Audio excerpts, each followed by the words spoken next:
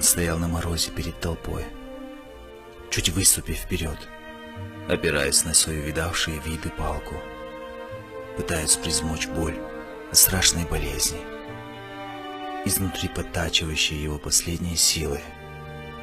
Он стоял гордо, словно вожак, пытающийся защитить свою небольшую стаю. В его взгляде было все: и грусть, и сожаление, и мудрость. Не было одного — ненависти.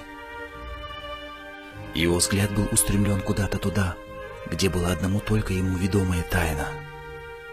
Старик не просил пощады, не пытался оправдаться, хотя и знал, каков будет итог этой последней битвы.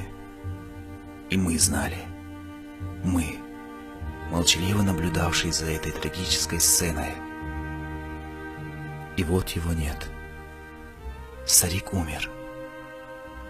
Умер в изгнании, незащищенный друзьями и непрощенный врагами.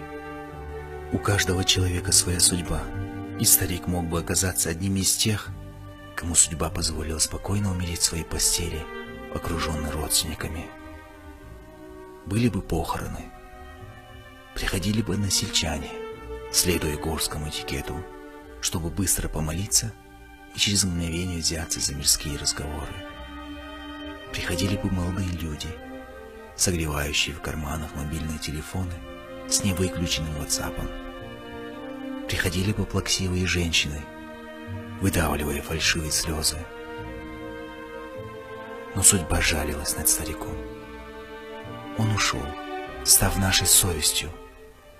Мелькнул, как метеор, для того, чтобы мы еще живые распрямили спины, думая о человеке на фотографии, старике, одиноко стоящем перед агрессивной толпой и выигравший у них свой последний бой. Прощай, старик. Знай, тебя выгнали и убили не от моего имени.